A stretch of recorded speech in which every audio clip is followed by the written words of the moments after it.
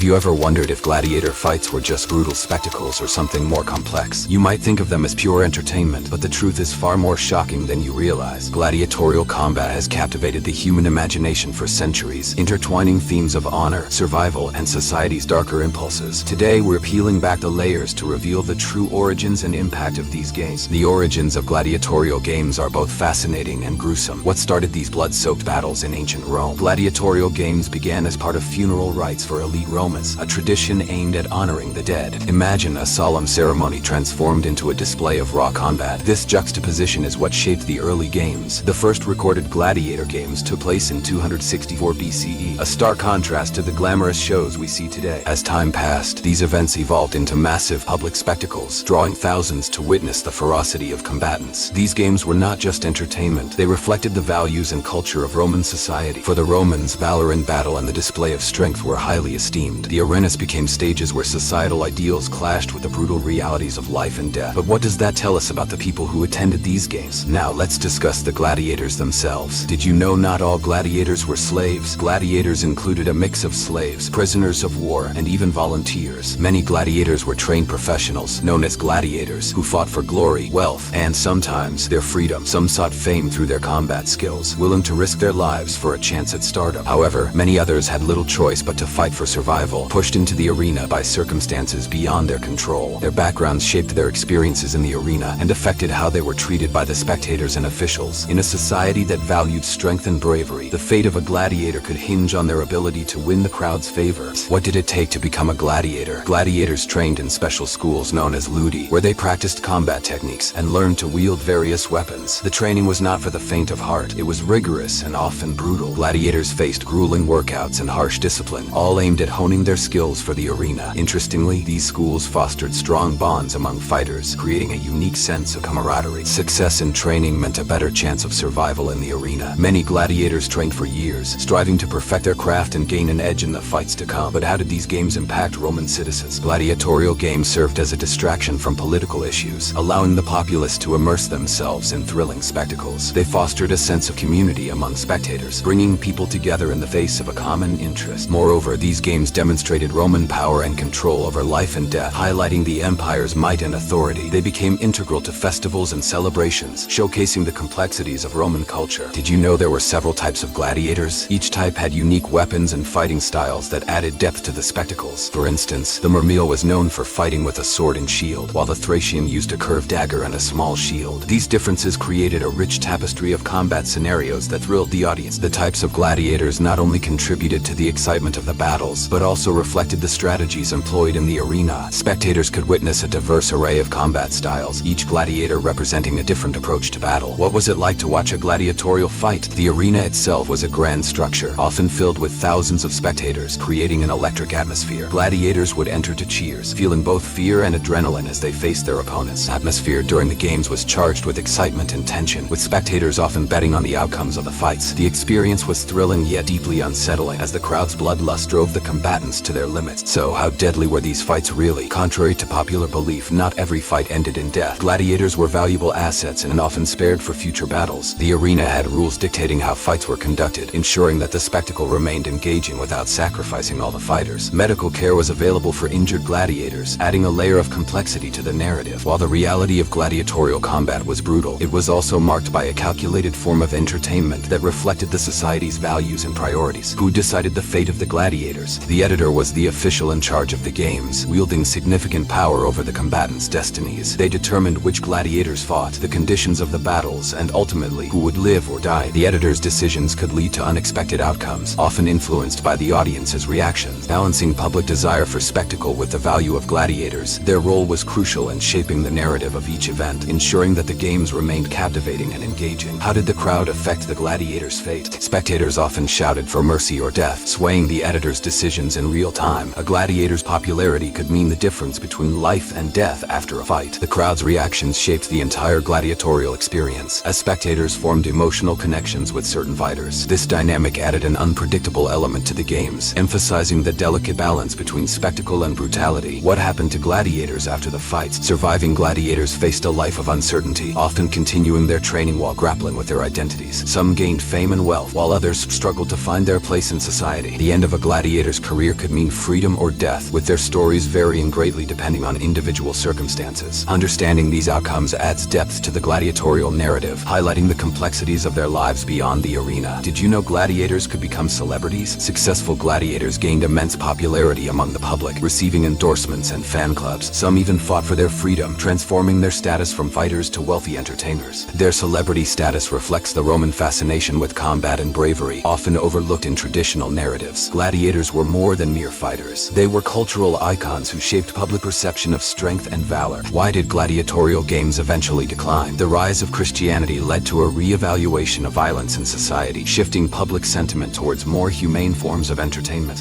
Economic factors also played a role in the game's decline, as the empire faced numerous challenges. By the 5th century, the arena was no longer a central part of Roman life. Understanding this transition reveals changing cultural values and attitudes toward violence and entertainment. What lasting impact did gladiatorial games have on modern culture? Gladiators continue to influence sports and entertainment, with their stories inspiring films, books, and television shows. The concept of the underdog in combat resonates with audiences today, creating a lasting legacy. Gladiators symbolize both brutality and heroism in history, highlighting the complexity of their experiences. Exploring this legacy connects ancient Rome to contemporary culture, reminding us of the powerful narratives that endure through time. What common misconceptions exist about gladiators? Many believe gladiatorial fights were solely about death and violence, but the reality is much more nuanced. Understanding these misconceptions helps paint a fuller picture of their lives and struggles. You might be surprised by the truths behind the myths, as debunking these falsehoods enriches your knowledge of history and the complexities of gladiatorial combat. How have gladiators been portrayed in films and literature? Gladiators often appear as symbols of bravery and rebellion, with movies like Gladiator romanticizing their struggles and victories. These portrayals influence how we view ancient Rome today, shaping modern perceptions of heroism and valor. Analyzing media representations reveals modern interpretations of history, showcasing the lasting impact of gladiators on our cultural narrative. What philosophical questions do gladiatorial games raise? The ethics of violence and entertainment come into play when examining their stories. Discussions around consent and exploitation emerge, prompting reflection on these complex issues. These debates continue to resonate in modern society, encouraging deeper thinking about the role of violence in entertainment and the historical context surrounding it. What did gladiatorial training schools look like? Gladiators lived and trained in specialized schools known as ludi. These schools focused on developing combat skills and physical fitness, preparing fighters for the rigors of the arena. Training was harsh and rigorous, often leading to injuries, but it fostered camaraderie and competition among gladiators. Exploring these schools highlights the gladiators' lives beyond the arena, providing insight into their daily experiences. How do gladiatorial games influence modern sports? Many aspects of gladiatorial combat are mirrored in today's sports, from competition to fan engagement. Understanding this influence connects ancient practices with modern culture, illustrating the enduring legacy of gladiatorial traditions. This exploration emphasizes the importance of acknowledging history's impact on contemporary society and the ways in which these stories continue to resonate with us. Did you know that not all gladiators were slaves? While most people think of gladiators as mere captives forced into brutal combat, the reality is far more complex and intriguing. Gladiators included a mix of individuals, slaves, prisoners of war, and even volunteers willing to face the arena for fame and fortune. This surprising truth shapes our understanding of who these fighters were and what motivated them to enter such a dangerous profession. Many gladiators were trained professionals, known simply as gladiators, who dedicated their lives to mastering the art of combat. Imagine being in a position where your success in the arena could bring you not just wealth but also freedom. Some sought fame through their skills, while others had little choice but to fight for their survival. The background of each gladiator played a significant role in shaping their experiences within the blood-soaked sands of the amphitheater. Interestingly, gladiators came from various walks of life. While many were indeed enslaved individuals, others volunteered, lured by the promise of glory and riches. Imagine the pressure and excitement of stepping into the arena, knowing that your every move could mean the difference between life and death. This mixture of motivations creates a complex portrait of gladiators that often gets overshadowed by the spectacle of violence. Gladiators trained extensively to prepare for their battles. Did you know that they trained in specialized schools called ludi? These institutions were dedicated to honing their combat skills and physical fitness. The training was rigorous, involving not just physical strength but also strategic thinking. Gladiators practiced combat techniques, learned to wield various weapons, and even studied their opponents to gain an edge. The harsh environment of training schools fostered camaraderie among gladiators, creating bonds that would last beyond the arena. This brotherhood added another layer to the gladiatorial experience, as fighters relied on each other for support and motivations. But success in training didn't guarantee victory in the arena. The stakes were incredibly high, and many gladiators faced the constant threat of injury or death. So how did these games affect Roman citizens. Gladiatorial games were not merely entertainment. They served as a vital distraction from the political issues of the time. The Roman public often faced harsh realities, and these games provided an escape, a chance to witness valor and brutality that made them feel connected to their society's ideals. The games fostered a sense of community among spectators, drawing people from all walks of life to share in the excitement and tension of the battles. This sense of belonging helped define Roman culture, illustrating the power dynamics of a society that glorified strength and combat. Additionally, the games demonstrated Roman authority over life and death, reinforcing the empire's control over its citizens. You might be surprised to learn that there were several types of gladiators, each with unique weapons and fighting styles. Did you know that the Murmillo fought with a sword and shield, while the Thracian used a curved dagger and a small shield? Each type of gladiator brought a distinct flavor to the arena, and the variety of combat styles added depth to the spectacle. This classification not only created thrilling battles, but also reflected the strategic thinking that gladiators employed in the arena. Audiences were captivated by the different fighting techniques, making each encounter unique and engaging. It wasn't just about strength, it was about skill, strategy, and showmanship. What was it like to watch a gladiatorial fight? The arena itself was a grand structure, often filled with thousands of spectators cheering for their favorites. Gladiators entered to a roar of approval, feeling a mix of fear and adrenaline as they faced off against their opponents. The atmosphere was electric, charged with excitement and tension that could be felt in the air. The spectators often placed bets on the outcomes, making the experience both thrilling and unsettling. As the combat unfolded, the audience became emotionally invested, further enhancing the spectacle's intensity. However, this bloodlust also raised ethical questions about the value of life and entertainment. Now, let's explore how deadly these fights really were. Contrary to popular belief, not every fight ended in death. Gladiators were considered valuable assets, and many were spared for future battles. The arena had its rules that dictated how fights were conducted, ensuring that the spectacle remained engaging without sacrificing all the fighters. Medical care was also available for injured gladiators, a surprising twist that challenges the image of mindless slaughter often associated with these games. While the reality of combat was brutal, it was also marked by a level of calculation and strategy that revealed a more complex picture of entertainment in ancient Rome. Who decided the fate of the gladiators? The editor was the official responsible for managing the games. This powerful figure had the authority to determine which gladiators fought and under what conditions. Their decisions could lead to unexpected outcomes, often influenced by the crowd's reactions. The editor had to strike a balance between providing the public with thrilling spectacles and recognizing the value of the gladiators. Their role was crucial in shaping the narrative of each event, and their judgments could change the course of a gladiator's life. How did the crowd influence the fate of gladiators? Spectators often shouted for mercy or death, their reactions swaying the editor's decisions. A gladiator's popularity could mean the difference between life and death after a fight.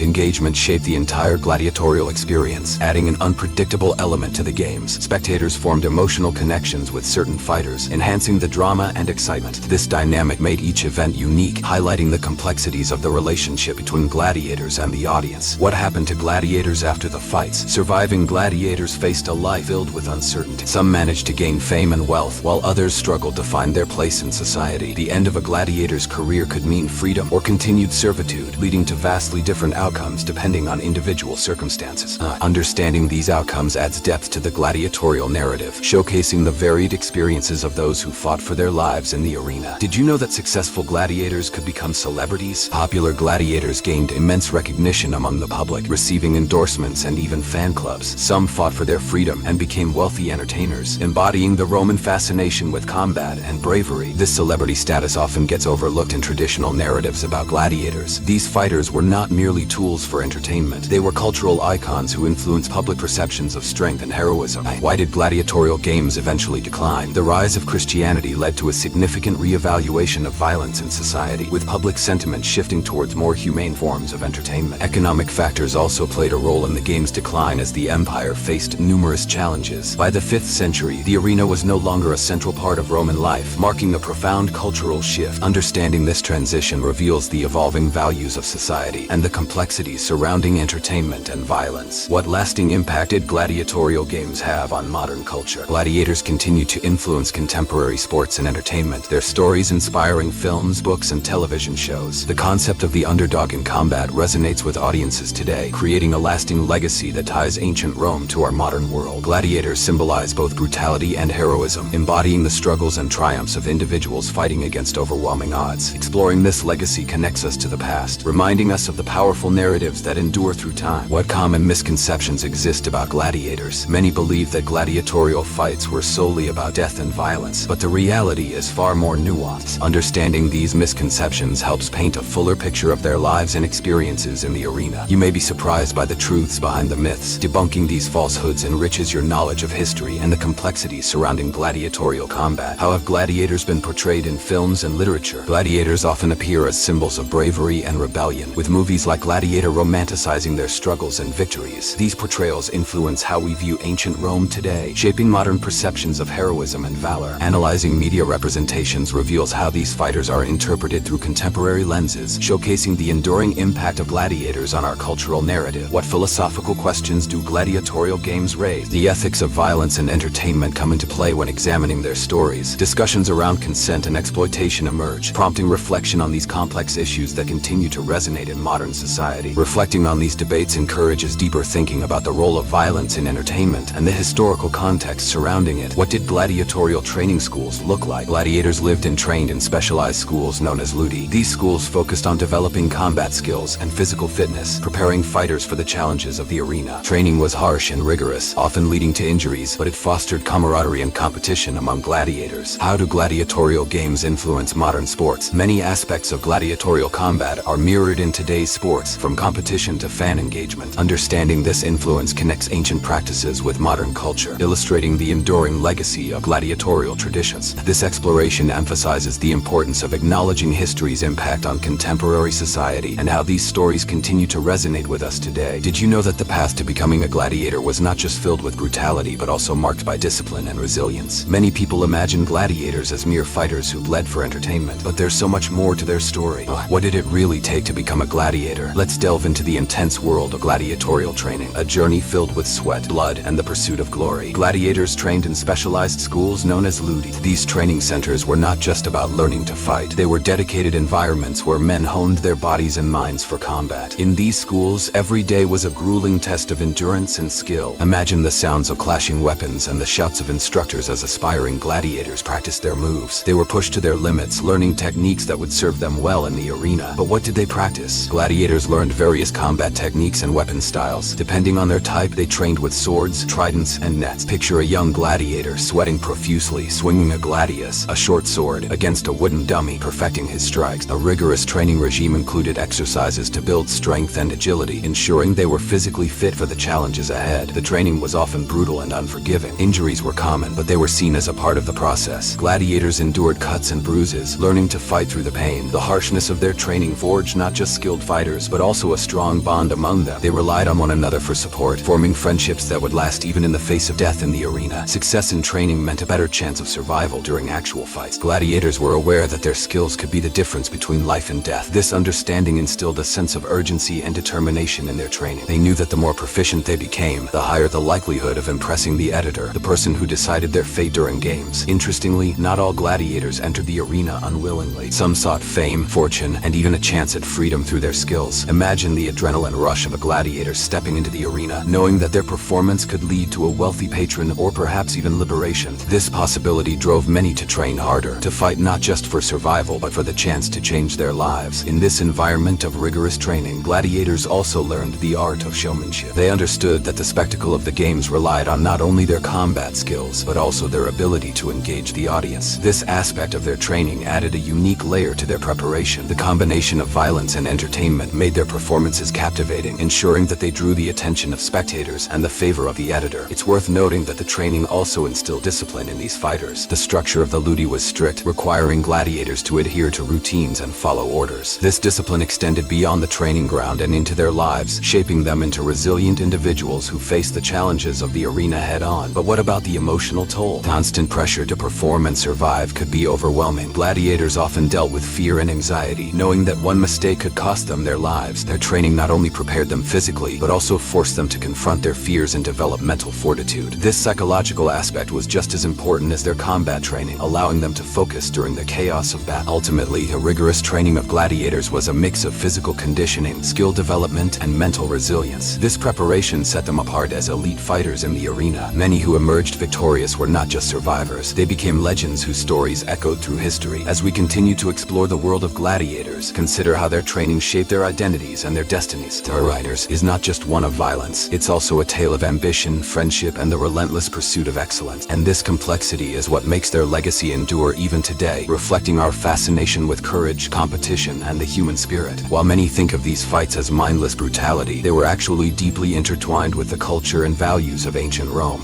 Let's explore how these games served a significant role in the lives of Roman citizens, transforming the way they interacted with each other and their leaders. Gladiatorial games were more than just blood-soaked battles in the arena. They began as a way to honor the dead. Can you imagine that? Originally, these spectacles were part of funeral rites for elite Romans. The first recorded gladiatorial games took place in 264 BCE, where families hosted fights to honor their deceased relatives. This fascinating origin story reveals a society that viewed combat as a sacred act, a tribute to the fallen, showcasing strength, honor, and the virtues of their lineage. Over time, these games evolved into massive public spectacles. They became tools of political power, designed to captivate the masses and distract them from the harsh realities of life. Imagine the streets of Rome bustling with excited crowds, all anticipating the drama about to unfold in the arena. The emperors understood that keeping the public entertained could quell discontent and foster loyalty among the people. The games provided a means for Roman leaders to demonstrate their control over life and death. The ability to grant a gladiator mercy or demand their death was a reflection of absolute power. This interplay between the arena and the political landscape created a unique dynamic in society. As the crowds cheered for their favorite gladiators, they were also unwittingly reinforcing the social order, accepting the harsh realities of their existence while reveling in the spectacle of violence. But it wasn't all about the politicians. The games fostered a sense of community among spectators. Families and friends gathered in the Colosseum, sharing in the excitement, placing bets, and cheering for their champion. The shared experience of witnessing gladiatorial combat created bonds between citizens. For many, attending the games was a rite of passage, a way to connect with their culture and each other. It served as a communal celebration, offering a break from the mundane aspects of daily life. However, these events were not without controversy. Most people think the games were merely entertaining, but the reality was far more complex. Behind the cheers and the excitement lay a society grappling with moral dilemmas. While the public enjoyed the spectacle, they were also confronted with the harsh realities of violence and suffering. In addition to entertainment, the games had significant social implications. They reflected the values and beliefs of Roman society. Gladiators were not just fighters, they were embodiments of Roman virtues. Their struggles resonated with the public, inspiring both admiration and reflection. Another aspect to consider is the sheer scale of these events. Imagine the grand arenas, such as the Colosseum, filled to the brim with thousands of spectators. The architecture itself was a marvel, designed to accommodate large crowds and provide a perfect view of the act. Thrill of the spectacle was heightened by the arena's design, amplifying the atmosphere of excitement and tension. Yet, amidst the grandeur, there were darker undertones. The harsh conditions of the games and the lives of the gladiators revealed the brutality of this entertainment. While spectators enjoyed the fights, they often overlooked the pain and suffering endured by the gladiators themselves. Many were forced into these roles, stripped of their freedom and dignity, raising questions about the morality of such spectacles. As we delve deeper into the role of gladiatorial games in society, we see that they served not only as entertainment, but also as a mirror reflecting the complexities of Roman culture. They provided insights into the values, beliefs, and struggles of a society caught between the desire for power and the pursuit of community. Understanding this duality enriches our perspective on gladiators, elevating them from mere fighters to symbols of a society's values and contradictions. The games played a critical role in shaping the identity of Roman citizens, binding them together through shared experiences and values. While the spectacle captivated the masses, it also served as a reminder of the power dynamics at play within the empire. As we continue to explore the legacy of gladiatorial games, consider how these events influenced not just the arena, but the very fabric of Roman society itself. Did you know there were several types of gladiators in ancient Rome, each with their own unique fighting styles and weapons? While many people think of gladiators as simply fighters in the arena, the reality is far more nuanced. Gladiators were categorized into distinct groups, and these classifications added a layer of excitement and strategy to the games. Today we'll explore the fascinating world of gladiators and uncover the diverse roles they played in the arena. The different types of gladiators not only showcased their fighting prowess, but also reflected the complexity of Roman society. Imagine the spectacle as a murmillo, armed with a sword and shield, faced off against a Thracian who wielded a curved dagger and a small shield. Each type of gladiator had a unique role, with specific equipment and fighting techniques that made the battles thrilling and unpredictable. This variety kept spectators on the edge of their seats, eagerly anticipating which fighter would prevail.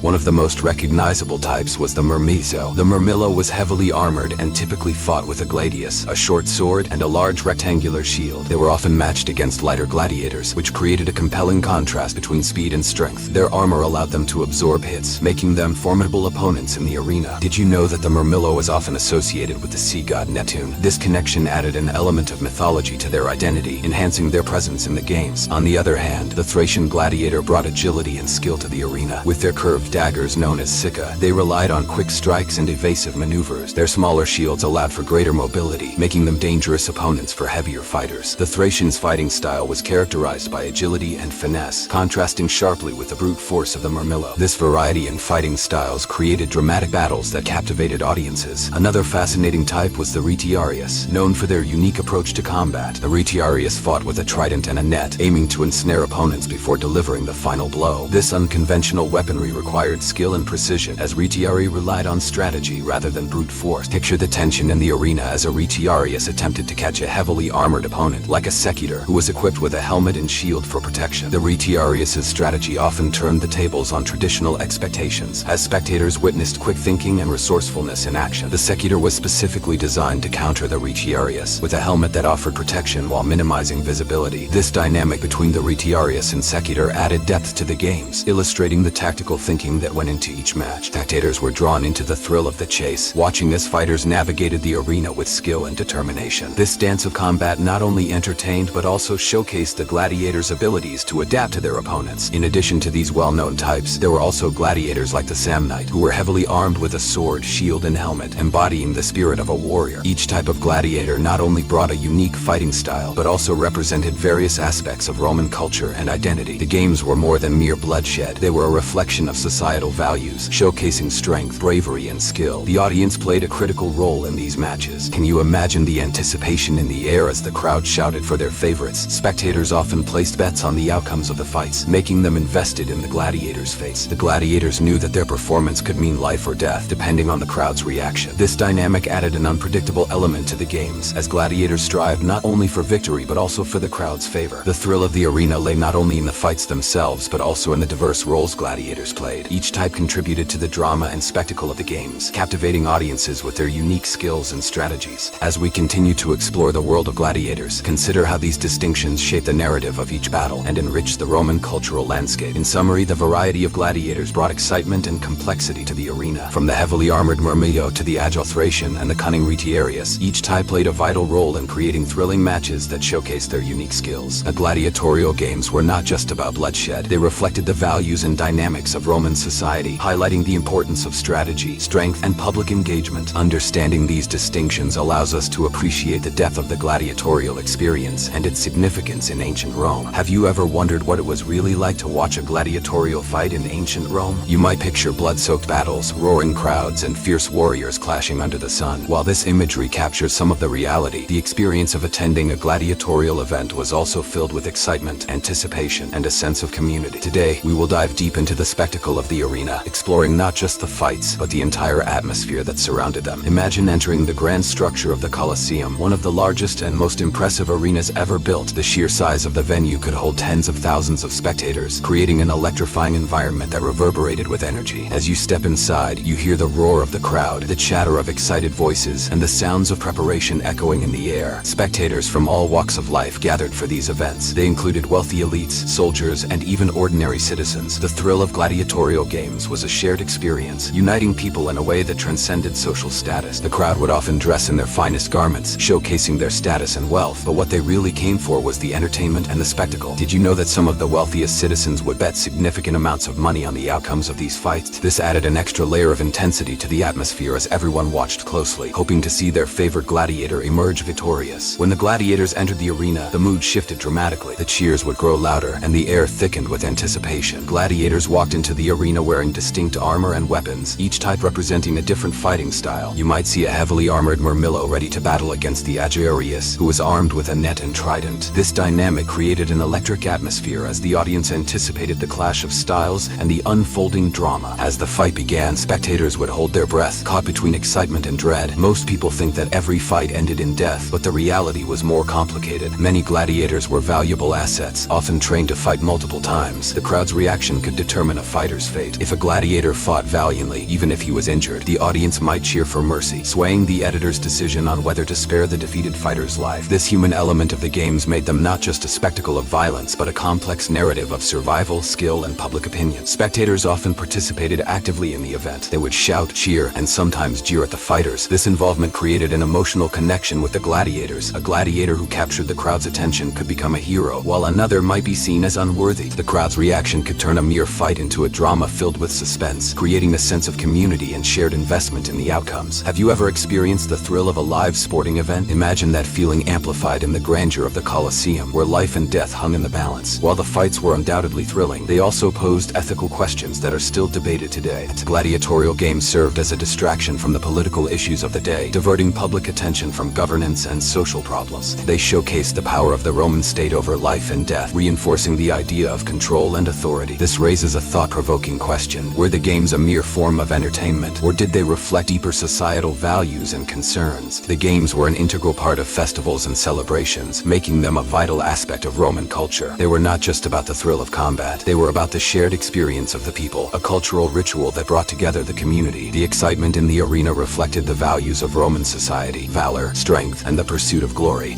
As we explore the spectacle of the arena, it becomes clear that gladiatorial games were a unique blend of entertainment, politics, and community. They were more than just fights. They were complex events that shaped the lives of the people involved and the society around them. Thrill of the arena, the emotional engagement of the audience, and the ethical implications of the games all contribute to our understanding of this fascinating aspect of ancient Roman life. In summary, the spectacle of the gladiatorial arena was a multifaceted experience, filled with excitement, danger, and community involvement. Gladiatorial games were a platform for shared experiences, reflecting the complexities of Roman society and its values. The atmosphere in the arena, combined with the diverse types of gladiators and the active participation of the crowd, created an unforgettable experience that was as much about spectacle as it was about survival. Understanding this context enriches our appreciation for the gladiators and the culture that celebrated their battles. How deadly were gladiatorial fights really? Most people envision these battles as nothing but a bloodbath where only one combatant leaves alive. However, the reality of the arena was far more complex and nuanced than that. In this section, we'll dive deep into the dynamics of combat in the arena, revealing the truth behind the blood-soaked legends and exploring how these brutal encounters were often calculated rather than chaotic. Contrary to the popular belief that every match resulted in death, most fights did not end with a fatal outcome. Gladiators were incredibly valuable assets for their trainers and the owners of the schools, known as ludi. Each fighter represented a significant investment in terms of training and resources. Imagine training for years to hone your skills, only to be killed in your very first match. It turns out that the arena was more about entertainment than mindless slaughter, and many gladiators were spared for future battles. The rules governing these fights were far more structured than one might think. The spectacle involved a degree of chaos. There were established regulations that dictated how matches unfolded. For instance, certain types of combat could only occur under specific conditions. This means that not all gladiators fought in the same way or under the same rules. The training they received in the ludi not only prepared them for combat, but also educated them about the expectations and protocols of the arena. One strange yet fascinating fact is that many gladiators had medical care available to them during fights. This might come as a surprise, considering the violent nature of their works. When injuries occurred, skilled attendants were on hand to provide immediate care, treating wounds to keep fighters alive for their next bout. This reflects the importance of gladiators in Roman society. They weren't merely expendable fighters, but skilled athletes who needed to be maintained for continued performance. The arena was a stage for the highest form of entertainment, and the reality of combat was a blend of calculated brutality and skillful performance. Gladiators were not just fighting for their lives, they were part of a larger narrative, performing for the audience's approval. Spectators watched not just for bloodshed, but for the artistry involved in the combat. Gladiators trained not only to be fierce, but also to put on a show. They learned how to engage the crowd, using dramatic flair and skillful maneuvers to win their favor.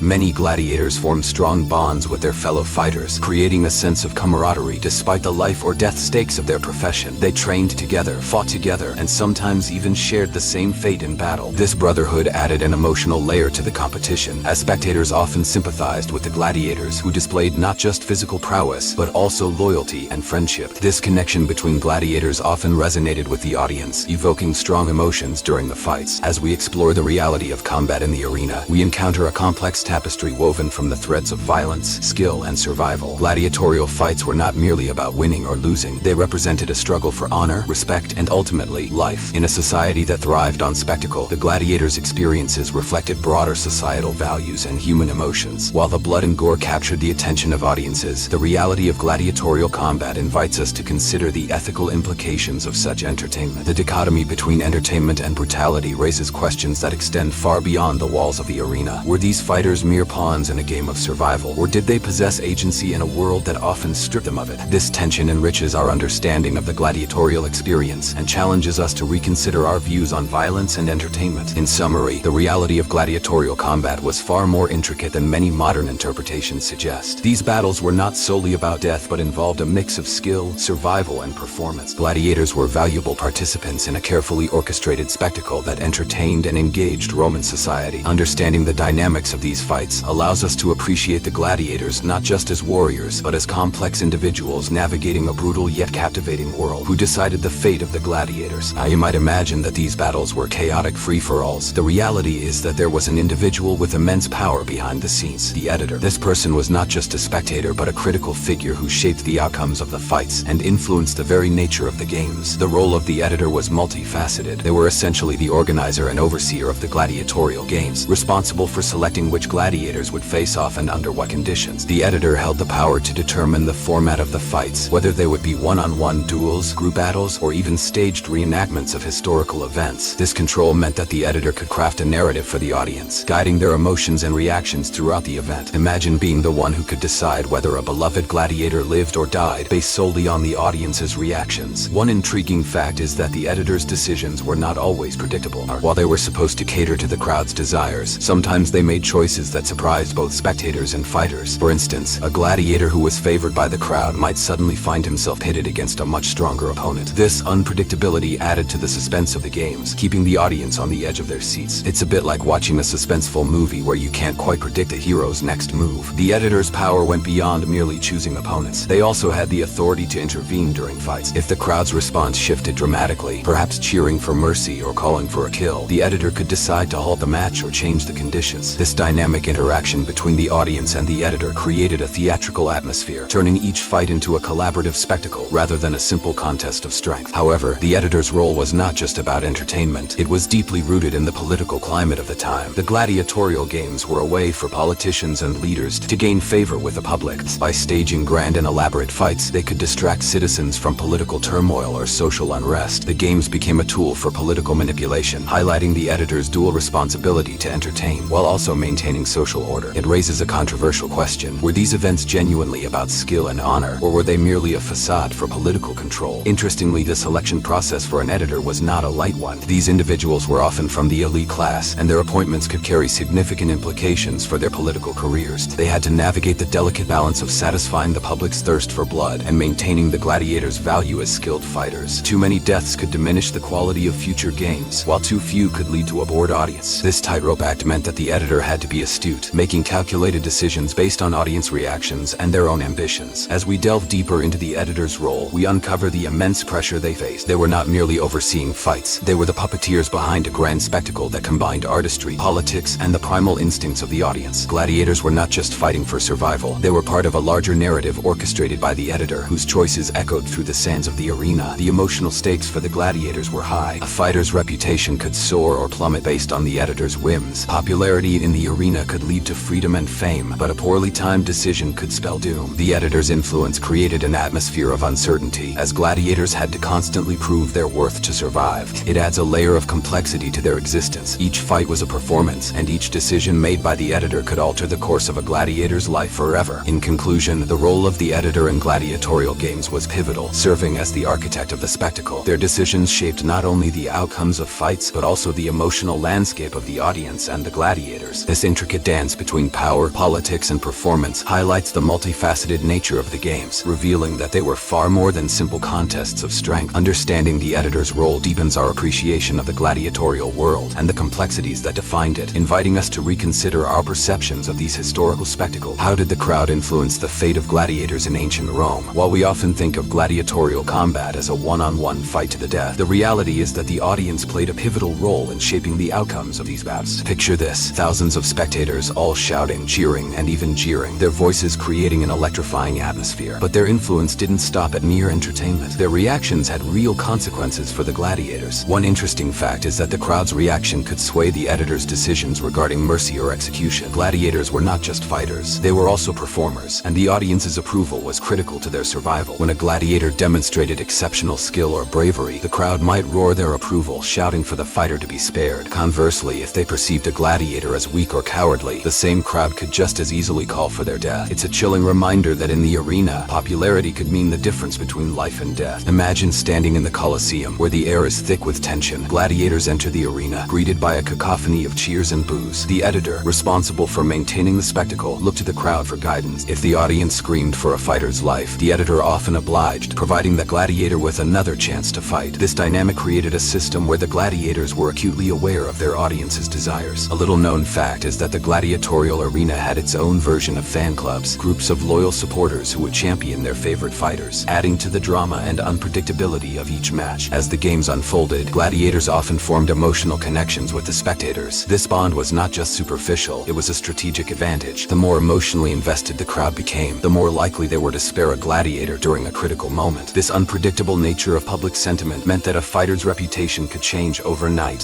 One victorious bout could elevate a gladiator to celebrity status, while a single poor performance could spell disaster. It's worth noting that the audience's influence wasn't purely based on personal preferences. Social and political factors often played a role in how crowds reacted to different gladiators. For example, a gladiator from a favored region or a popular background could receive more support simply because they represented something the audience valued. This bias could lead to fierce rivalries in the arena, as different groups rallied behind their favorite fighters. Imagine the intensity of a match where personal pride and regional loyalty were at stake. While some may believe that the gladiatorial games were purely about violence and combat, the reality is that they were also a reflection of societal values. The arena served as a stage where deeper themes were played out: heroism, sacrifice, and the struggle for honor. The crowd's reactions were often influenced by these themes, leading to a complex interplay between spectacle and morality. It raises an intriguing point. Were these games an honest reflection of Roman society, or merely a distraction from its darker realities? In some cases, the editor had to navigate these tensions delicately. The crowd's desires often conflicted with the need to maintain a steady supply of skilled fighters. A gladiator who was repeatedly spared due to popular demand might eventually face a more challenging opponent, one that could end their career abruptly. This tension created a dramatic narrative within the games, keeping both spectators and fighters on their toes. As we look deeper into the emotional landscape of the arena, we realize that the gladiators themselves were acutely aware of their audience's moods. They learned to read the crowd's reactions, adjusting their performances accordingly. This adaptation was not just about skill in combat, it was also about showmanship. Gladiators who could engage the audience with their charisma and theatrics often found themselves favored over equally skilled but less captivating fighters. The unpredictability of the crowd added an element of suspense to each battle. Gladiators could go into a fight feeling confident one moment and facing the threat of death the next, depending on how the audience responded. This fluctuation in fortunes kept everyone invested in the spectacle, from the editor to the fighters and the spectators themselves. In conclusion, the influence of the audience on the fate of gladiators was profound and multifaceted. Their cheers and jeers shaped not only the outcomes of fights, but also the broader narrative of the gladiatorial games. The complex relationship between gladiators and the crowd reveals much about Roman society, where entertainment and politics intertwined in a deadly dance. The next time you think about gladiatorial combat, remember that it was not just a test of strength. It was a performance shaped by the desires and passions of the crowd, with life or death hanging in the balance. What happened to gladiators after their epic battles in the arena? Most people think they either lived to fight another day or met a gruesome end, but the reality is much more complicated. Surviving gladiators faced a life steeped in uncertainty, constantly navigating the thin line between fame and obscurity. Imagine emerging from a brutal fight, adrenaline still coursing through your veins, but instead of celebration, you encounter the daunting question: what comes next? After the dust settled and the crowds dispersed, gladiators found themselves at a crossroads. Some would bask in the glory of their victories, perhaps gaining fame and even wealth. Others, however, faced a harsher reality, struggling to reintegrate into a society that had viewed them as mere entertainers. The unpredictability of their futures was a stark reminder that success in the arena did not guarantee a stable life outside it. A lesser-known fact is that many gladiators were awarded the rudis, a wooden sword symbolizing their freedom, after a successful career. But what does it mean to be free when your life has been defined by combat? For some, freedom meant a return to their previous life, filled with its own challenges and dangers. For others, it provided a chance to pursue new opportunities, but not all could adapt to life outside the arena. Imagine the psychological toll. After years of training and fighting, transitioning back to normalcy could feel like stepping into a world of unfamiliarity. Another striking reality was that gladiators were often seen as celebrities in their own right. Successful fighters garnered massive followings, much like modern-day sports stars. They received endorsements, gifts, and even the adoration of fans. This celebrity status was not just a fleeting phenomenon. Some gladiators became rich from their fame, with followers who would champion their cause and support them both in and out of the arena. This leads to the question: can one truly enjoy freedom while living under the public's watchful gaze? Interestingly, while some gladiators enjoyed fame, others faced significant social stigma. Those who had been forced into gladiatorial combat, especially slaves and prisoners of war, often struggled to shed the identity imposed upon them. Many were haunted by their past, carrying the scars of combat and the memories of their former lives. This complex social dynamic painted a picture of freedom that was anything but straightforward. Moreover, the The end of a gladiator's career could be as dramatic as their fights. For some, retirement brought relief and the prospect of a peaceful life. However, for others, it meant the loss of purpose and identity. Imagine having spent years training for a singular role, only to find yourself questioning your place in the world when that role is suddenly stripped away. The void left behind could lead to depression or even despair. The aftermath of battles was often punctuated by uncertainty. Gladiators who survived had to continue training, not only to maintain their skills but also to prepare for the possibility of re-entering the arena. This ongoing struggle kept them in a cycle of preparation and anxiety, constantly waiting for their next fight or challenge. It's worth noting that many gladiators chose to keep fighting, seeking the thrill and camaraderie that came with it, despite the dangers involved. The controversial viewpoint is that some might argue that gladiators lived better lives than many common citizens of Rome. While they faced significant risks, they also enjoyed a certain level of prestige and luxury that was not available to the average Roman. They often received better treatment in terms of food, housing, and healthcare, especially compared to the urban poor. However, this perspective overlooks the psychological and physical trauma that came with their lifestyle. As we delve deeper into the individual stories of gladiators, we find that their experiences were as diverse as the types of combat they engaged in. Some went on to become successful entrepreneurs, using their notoriety to open businesses or secure positions of power. Others became coaches or trainers, sharing their hard-earned skills with the next generation of fighters. The journey of each gladiator after their battles can be seen as a testament to their resilience and adaptability. Ultimately, the narrative of gladiators post-battle is not just one of survival. It's a story of transformation, struggle, and identity. As we explore the lives of these fighters beyond the arena, we uncover layers of complexity that challenge our understanding of what it meant to be a gladiator. Each story adds depth to the gladiatorial experience, revealing that the end of a fight was often just the beginning of another struggle for meaning, belonging, and self-definition. Summary: while gladiators often faced uncertain futures filled with challenges, their lives were also marked by unique opportunities for fame, wealth, and even personal growth. The aftermath of their battles invites us to reflect on the nature of success and freedom, and the complex interplay between public persona and private identity. Did you know that gladiators could achieve celebrity status in ancient Rome? Contrary to the common belief that gladiators were merely slaves fighting for survival, many of them enjoyed immense popularity and wealth, akin to today's sports stars. Imagine being cheered by thousands as you stepped into the arena, your every move scrutinized by eager fans. This intriguing blend of violence and fame is what defined the life of a successful gladiator. While many entered the arena under duress, there were those who sought out the spotlight, captivated by the glory and riches that could be won. They trained relentlessly, honed their combat skills, and often gained a following, with spectators placing bets on their chances of victory. In fact, a victorious gladiator could earn substantial sums of money, luxurious gifts, and even the adoration of their audience. This duality raises the question: how did gladiators navigate the fine line between fear and fame? The allure of fame could be intoxicating, but it also came with significant challenges. Successful gladiators were often pursued by wealthy patrons looking to support a champion, leading to endorsement deals and even merchandise bearing their names. Some even had fan clubs, much like modern athletes. Yet with fame came the constant pressure to perform, a brutal expectation to continue winning and fighting. Failure could lead to a quick descent from the heights of celebrity to the anonymity of the defeated. Interestingly, the life of a gladiator wasn't always one of constant conflict. Many retired from the arena to become coaches or trainers, passing on their expertise to the next generation of fighters. Some even found ways to leverage their fame into political or social power. The fact that gladiators could be granted their freedom through exceptional performance in the arena, often symbolized by the awarding of a wooden sword called the rudis, adds another layer to their story. However, freedom was bittersweet for some, as the stigma of their past as gladiators could linger, impacting their social standing. Despite the harsh realities they faced, the legacy of gladiators has been romanticized over the centuries. Their stories have permeated popular culture, with films and books depicting them as heroes battling against the odds. Yet it's crucial to remember that the reality of their lives was far more complex. For many, the dream of fame came at a tremendous cost, entangled with violence, personal sacrifice, and the ever-present risk of death. In summary, gladiators were not just fighters. They were complex individuals navigating a world filled with both peril and possibilities. The next time you think of a gladiator, consider the duality of their existence. Celebrated warriors who, despite their fame, lived with the constant threat of violence. Understanding this nuanced perspective invites us to rethink what it meant to be a gladiator in ancient Rome, where the line between heroism and tragedy was often razor-thin. The decline of gladiatorial games in ancient Rome is a complex tale that intertwines with the evolution of societal values, religious beliefs, and economic changes. To understand this transformation, it's essential to recognize the factors that led to the eventual fade of one of history's most notorious spectacles. Initially, gladiatorial games were not merely entertainment. They served as vital tools for social control. They distracted the populace from political unrest and provided a stage for emperors to demonstrate their power. However, as time progressed, the rise of Christianity began to challenge the very foundations of upon which these games were built. The early Christian church preached compassion and humility, standing in stark contrast to the brutality of the arenas. Many early Christians viewed the games as barbaric and inhumane, calling into question the morality of such bloodshed for entertainment. It's fascinating to consider that in the 4th century, Emperor Constantine, who was instrumental in the spread of Christianity, made significant legislative changes. He enacted laws to curtail the violent nature of the games, a move that marked a substantial shift in public sentiment. The irony, fighters who once reveled in their roles as entertainers found their lives upended as the tide turned against the very violence that had elevated them to fame. The economic landscape also played a crucial role in the decline of gladiatorial games. As Rome's empire expanded, resources became strained. Maintaining large arenas and staging grand spectacles became increasingly costly, especially as public sentiment began to wane. The once thriving games that filled the Colosseum with cheers turned into a financial burden. With the empire in decline and wealth becoming harder to come by, the lavish gladiatorial games became less feasible. Another interesting aspect to consider is the changing nature of entertainment itself. As the Roman Empire crumbled, new forms of entertainment began to emerge. The rise of chariot racing and other less violent spectacles began to attract larger audiences. This shift reflected a society that was slowly moving away from the brutality of the arena, seeking different outlets for their passions and interests. By the 5th century, the gladiatorial games were no longer a central part of Roman life. The decline was gradual, but the signs were clear. The last recorded gladiatorial games occurred around 404 CE, marking the end of an era. As the games faded, so too did the social structures that had supported them. The narratives surrounding gladiators transformed from tales of heroism and honor to those of cautionary tales about the consequences of violence and the fleeting nature of fame. In summary, the downfall of gladiatorial games is a powerful reminder of how cultural values evolve. The rise of Christianity, economic decline, and changing entertainment preferences converge to bring an end to one of history's most infamous forms of spectacle. Understanding this decline offers a deeper insight into the complexities of Roman society and its legacy. As we reflect on these changes, we uncover the nuanced relationship between entertainment and ethics that continues to resonate in our world today. What lasting impact did gladiatorial games have on modern culture? The legacy of these ancient fighters goes far beyond the sandy floors of the Colosseum, echoing in various aspects of contemporary life. Gladiators have become symbols not only of brutality but also of resilience and the human spirit's capacity to overcome adversity. To grasp this influence, let's first consider how gladiatorial combat has shaped modern sports. The adrenaline-filled atmosphere of gladiatorial battles can be likened to today's high-stakes sporting events, where athletes compete for glory and survival. In many ways, the gladiator's life was a precursor to the celebrity culture surrounding athletes today. Just as gladiators were revered and often celebrated for their skills, modern sports figures enjoy immense popularity and endorsement deals. The parallel is striking. Both worlds rely on public spectacle, the thrill of competition, and the intense emotional investment of fans. But the influence of gladiators extends beyond sports. They have become ingrained in our literature, films, and television shows, serving as archetypes for the heroes and anti-heroes we see on screen. Think of films like Gladiator or 300, where the portrayal of warriors fighting against overwhelming odds resonates with audiences. These narratives often highlight themes of bravery, honor, and sacrifice, drawing a direct line to the stories of real-life gladiators who risked everything in the arena. It's not just entertainment. These stories compel us to reflect on courage and what it means to fight for one's beliefs or for freedom. Interestingly, the concept of the underdog in combat, an enduring theme in both gladiatorial and modern narratives, resonates with many people. This idea that the seemingly weak can triumph against a stronger foe is as captivating now as it was in ancient Rome. Films, books, and even sporting events often celebrate these underdog stories, which connect back to the historical narratives of gladiators facing daunting challenges. Controversially, some may argue that the glorification of violence in entertainment, stemming from gladiatorial combat, has contributed to desensitization towards real-life violence. Many people think that celebrating these violent spectacles promotes aggression in society, but the reality is more nuanced. Gladiators were often seen as tragic figures, heroes in their own right, yet bound by their circumstances. This duality invites a complex discussion about violence in entertainment, ethics, and societal values. In modern discussions about sport and entertainment, we often reference gladiators as a cautionary tale of what happens when society places too much value on spectacle at the expense of humanity. This conversation remains relevant, urging us to consider the line between celebration and exploitation. The legacy of gladiators is also evident in contemporary discussions about honor and dignity in combat sports, where athletes, like modern-day gladiators, must navigate the thin line between competition and brutality. Understanding this historical context adds depth to our appreciation of these athletes' struggles, reminding us of the shared experiences across time. As we examine the broader cultural impact of gladiators, we uncover a fascinating interplay between past and present, revealing how ancient narratives continue to shape our collective consciousness. The allure of the gladiator Gladiator, with all its complexity, urges us to engage with questions about our values, our entertainment choices, and what it truly means to fight, both in the arena and in life. This exploration is not just about looking back. It invites us to reflect on our current societal values and how they manifest in sports, media, and beyond. Now, where gladiatorial spectacles have transformed into global sporting events and cinematic blockbusters, the question remains, how do we honor the lessons of the past while shaping a more compassionate and thoughtful future? What common misconceptions exist about gladiators? Most people think of gladiators as mere bloodthirsty warriors fighting to the death for the entertainment of the masses. The reality, however, is far more nuanced and complex than that. Contrary to popular belief, gladiators were not just mindless fighters. They were highly trained athletes, often revered in their society, much like modern sports stars. The notion that every match ended in death is also misleading. In fact, many fights were carefully regulated, with the life of a gladiator often valued due to the extensive training and investment made in them by their owners. Here's a strange fact. Some gladiators even had health insurance of sorts. Yes, they were afforded medical care, and skilled gladiators were considered valuable commodities, so their injuries were treated with care to keep them fit for future matches. Imagine a world where even fighters in an arena had a safety net. This misconception about gladiators being merely brutal combatants can lead to a dangerous oversimplification of their roles in society. Gladiatorial games were deeply intertwined with Roman culture, reflecting social hierarchies, political messages, and even aspects of entertainment and morality.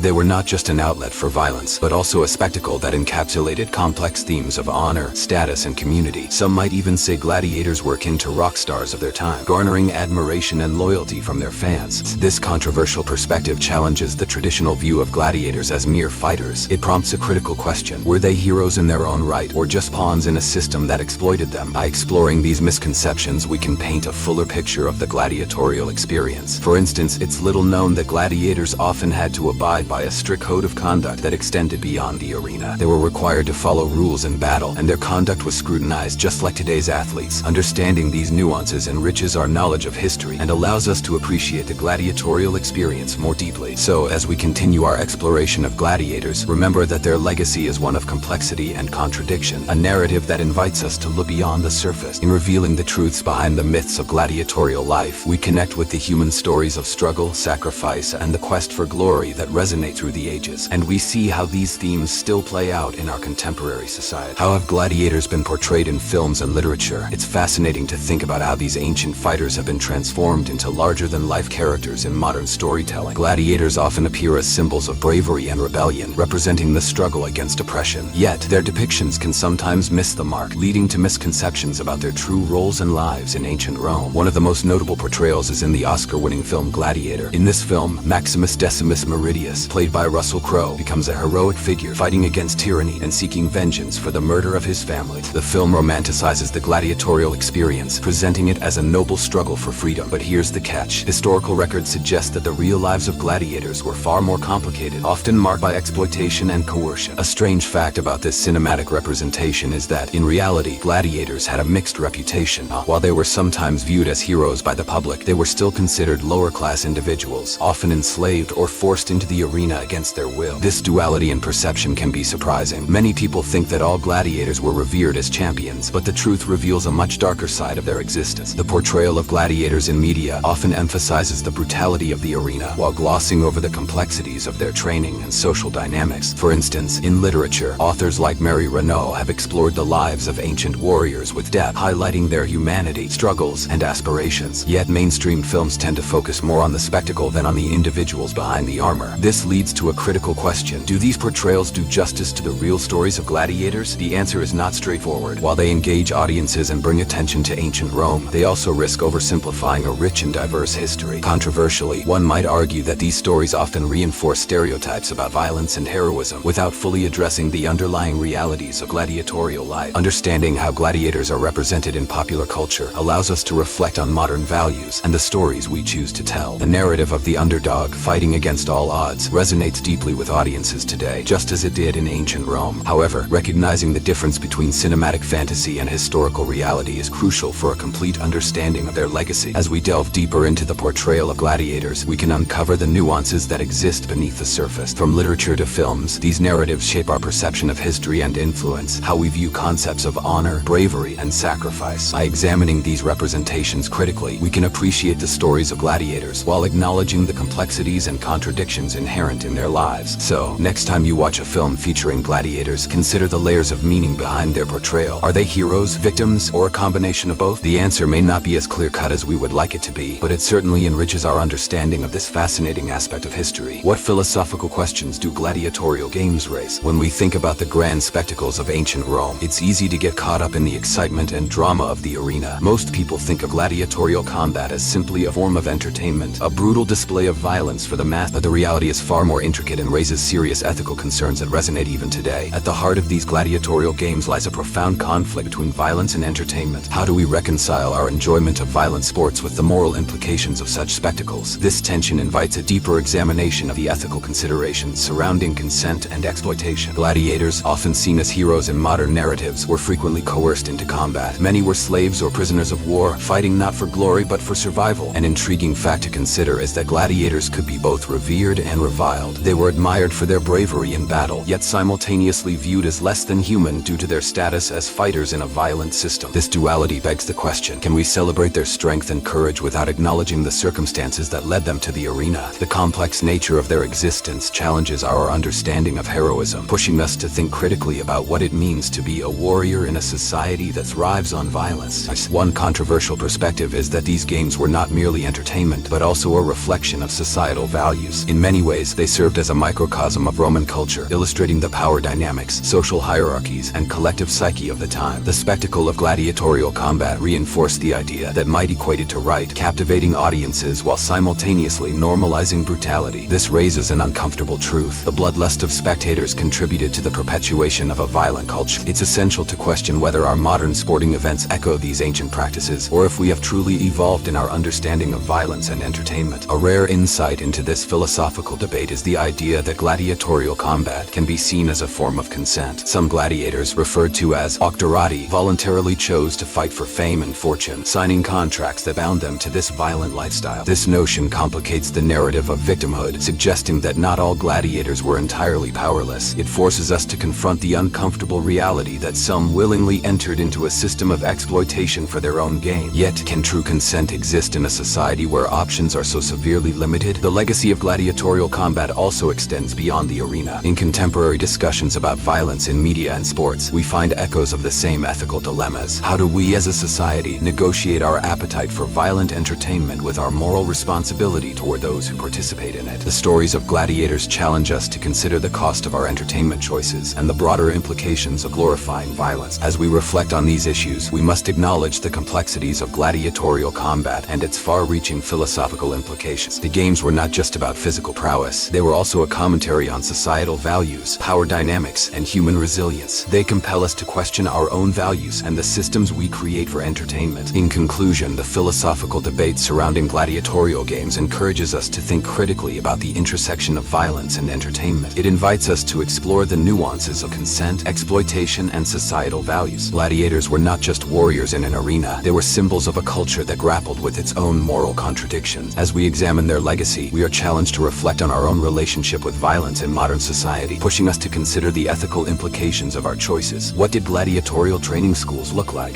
Many people imagine the arena as the only venue for gladiators, but the truth is, before they ever stepped foot in the ring, they honed their skills in specialized training schools known as ludi.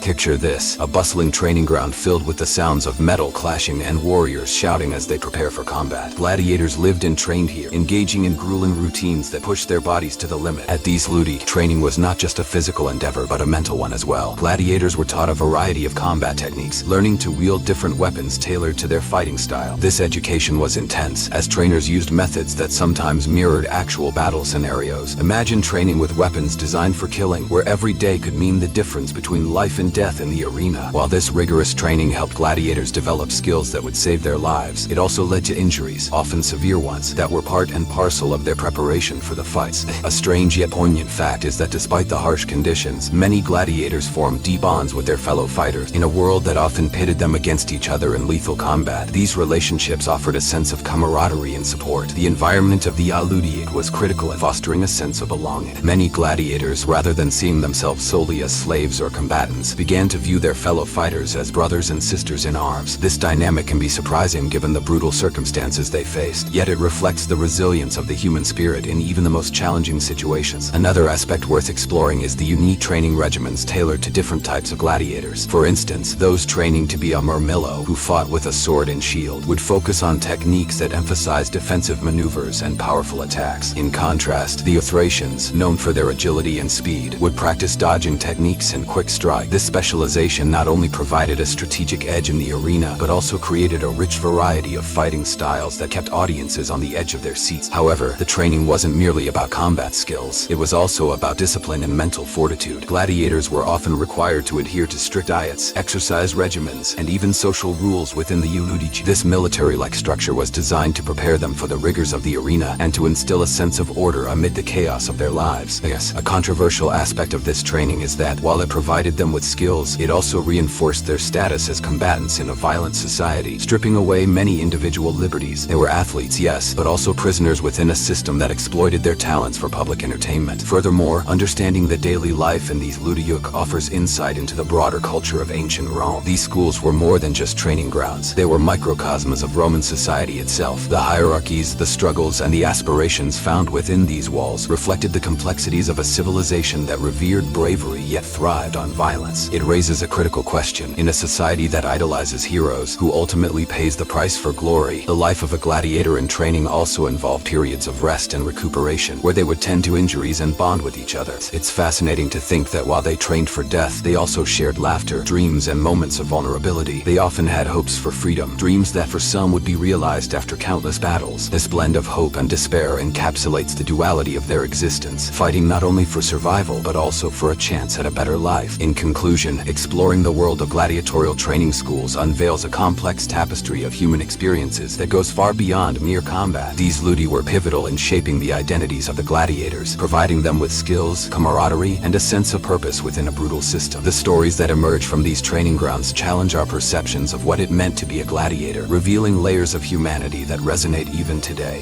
As we reflect on their experiences, we're reminded of the enduring struggle between exploitation and resilience, a theme that continues to play out in various forms across cultures and societies. How do gladiatorial games influence modern sports? It's a question that many might overlook when they think about the history of these brutal spectacles, but the parallels are striking. From the adrenaline-fueled atmosphere of a packed stadium to the intense competition between athletes, the legacy of gladiatorial combat is woven into the fabric of our contemporary sporting events. Let's start with an intriguing fact. Many aspects of gladiatorial combat are mirrored in today's sports. But did you know that the very word arena comes from the Latin term for sand, harinaya, which was used to absorb the blood of fallen gladiators? This historical tidbit serves as a stark reminder of the violence that once characterized these events. Just like in ancient Rome, today's sports often involve significant physical risk, and athletes train for glory, fame, and sometimes even their lives. The first key insight is how gladiatorial games introduced the concept of spectacle to entertainment. Audiences flocked to the Colosseum not just to see combat, but to experience an event that combined skill, bravery, and raw emotion. Fast forward to today, and we see the same principles at work in sports like boxing, mixed martial arts, and even football. Spectators are drawn in not only for the competition, but also for the drama, the backstories of athletes, the rivalries, and the climactic moments that keep fans on the edge of their seats. However, there's a darker side to this connection. In ancient Rome, the audience held immense power, deciding the fate of gladiators with their cheers or jeers. This dynamic can be seen today in how fans influence player reputations and careers. Athletes enjoy immense endorsement deals and can often dictate their own terms, while those who fall out of favor may find themselves sidelined or forgotten. A controversial aspect of this is that just as the crowd swayed the fate of gladiators, public opinion can make or break modern athletes in an instant. Now, let's explore the physical preparation that both gladiators and modern athletes endure. Gladiators trained rigorously in specialized schools known as ludi, where they developed their combat skills. Similarly, contemporary athletes engage in intense training regimens that focus not only on strength, but also on strategy, agility, and endurance. The discipline and dedication required in both arenas reflect a deep commitment to their craft, often at the expense of personal health and safety. Another interesting insight involves the commercialization of gladiatorial games. Just as modern sports have turned into lucrative enterprises with multi-million-dollar contracts and sponsorships, gladiators also capitalized on their fame. Successful fighters would secure endorsements and gain significant public followings, echoing today's athlete endorsements and social media follows. This commercialization raises a question. At what point does the pursuit of profit overshadow the essence of sport? While gladiators fought for their lives, today's athletes often battle for monetary rewards, sparking debates about the ethics of commercialization in sports. The role of media also plays a crucial part in this evolution. Gladiatorial fights were not just local events, they were public spectacles spectacles that captivated entire cities. This was achieved through storytelling, much like how modern sports events are marketed. Narratives surrounding rivalries, underdogs, and comeback stories are staples in both the ancient games and today's sporting world. The media's role in shaping public perception cannot be underestimated. Just as the tales of gladiators' bravery and prowess circulated through Rome, today's athletes are made legends through media coverage. As we consider these influences, it's also worth noting the psychological aspects at play. Gladiators faced immense pressure to perform, knowing that failure could result in death or disgrace. This psychological burden parallels the pressure modern athletes experience, where high expectations can lead to performance anxiety and mental health challenges. The understanding that both sets of competitors grapple with fear, anxiety, and the desire for recognition allows us to see the human experience behind the spectacle. One rare fact to consider is that the concept of the underdog in gladiatorial combat continues to resonate in today's sports narrative. Just as a lesser-known gladiator might rise to fame against the odds, contemporary athletes often overcome incredible obstacles to achieve success. This narrative creates a powerful connection with audiences who root for the underdog because it mirrors their own struggles in life. To wrap up, the influence of gladiatorial games on modern sports is profound and multifaceted. From the dynamics of audience engagement to the commercialization and psychological pressures faced by athletes, the echoes of ancient Rome can still be felt today. This exploration of gladiatorial combat as a precursor to modern sports not only deepens our understanding of athletic competition, but also challenges us to reflect on the values and ethics surrounding it. As we draw these connections, we find that the legacy of gladiators is not merely a historical footnote, but a living, breathing part of our sporting culture today. The influence of gladiatorial fights on modern sports is profound and multifaceted. As we dive into this connection, consider how the ancient spectacles have shaped the very fabric of contemporary athletic competitions. Many aspects of gladiatorial combat are mirrored in today's sports, where the audience's engagement, the thrill of competition, and the concept of the underdog are all prevalent. An interesting fact to note is that the very essence of the arena, where athletes battle for glory, traces its roots back to the grand colosseums of ancient Rome. But did you know that the word arena itself comes from the Latin arena, meaning sand? This sand was used to soak up the blood spilled during fights, reminding us of the often gruesome nature of these events. The modern sports arena, whether it's a football field or a boxing ring, carries forward this legacy, where the stakes are high and the spectator's excitement is palpable. To fully understand the connection, we must look at the elements of spectacle and competition that both gladiatorial games and modern sports share. Gladiatorial events were not just about the fights. They were massive productions involving music, theatrics, and elaborate rituals. Similarly, today's sporting events are grand spectacles, complete with halftime shows, cheerleaders, and intricate light displays. The spectacle is designed to engage audiences emotionally and create a memorable experience. Now let's consider the emotional engagement of the crowd. In ancient Rome, the audience was a powerful force. Their reactions could determine the fate of a gladiator, swaying the editor's decision on whether a fighter lived or died. This is strikingly similar to the way modern fans engage with their favorite athletes. A player's popularity can lead to endorsement deals, media attention, and sometimes even a direct influence on team decisions. The emotional connection that fans build with athletes is a crucial component of both ancient and contemporary sports, illustrating the timeless nature of competition and loyalty. Another key insight is the training that gladiators underwent, which has its parallels in the rigorous preparation of modern athletes. Gladiators trained in ludi, specialized schools dedicated to combat skills and physical conditioning. Today, athletes similarly dedicate their lives to training, honing their skills through countless hours in gyms and practice fields. The discipline required to excel is evident in both gladiators and athletes, highlighting a shared journey of sacrifice and commitment to their respective crafts. This brings us to the psychological aspects of competition. Gladiators faced immense pressure to perform in front of thousands, knowing that failure could mean their demise. Modern athletes experience a similar kind of pressure, where the expectations to win and perform at peak levels can lead to anxiety and mental health challenges. This understanding creates a profound connection between ancient gladiators and today's competitors, allowing us to empathize with their struggles, fears, and triumphs. Now, let's examine the commercialization of these combat spectacles. Gladiators were not just fighters, they were also brands. Successful gladiators gained popularity and could command significant wealth, similar to how modern athletes leverage their success for endorsements and sponsorships. This commercialization raises questions about the ethics of sport. Are athletes valued for their talent, or are they merely products for entertainment and profit? This issue invites us to reflect on the nature of competition, fame, and the often blurry lines between sportsmanship and spectacle. The media plays a crucial role in shaping public perception. Just as it did in ancient Rome, gladiatorial games were public events that attracted large audiences, and the stories of famed gladiators spread throughout the empire. Today, media coverage shapes the narrative surrounding athletes, turning them into heroes or villains, much like the gladiators of old. The way we consume sports is heavily influenced by the stories that are told about rivalry rivalries, comebacks, and legendary performances. Finally, let's address a unique aspect, the enduring concept of the underdog. In gladiatorial contests, a less experienced fighter could rise to fame against all odds, captivating the audience. This theme resonates deeply in modern sports, where underdog stories often become the most beloved narratives. From David and Goliath matchups to teams overcoming great adversity, these tales speak to our innate desire for hope and resilience. As we conclude this exploration, it's clear that the legacy of gladiatorial fights continues to influence modern sports in many ways. From the spectacle of the arena to the emotional engagement of fans, the parallels are undeniable. Understanding this connection enriches our appreciation of both ancient combat and contemporary athletics, reminding us that at their core, both are about the human experience, bravery, struggle, triumph, and the pursuit of glory. The echoes of Gladiators remind us that sports are more than just games. They are a reflection of society's values, challenges, and aspirations. If you enjoyed this epic journey, please subscribe to our channel for more thrilling historical tales. Don't miss out on new videos. Hit the notification bell to stay updated.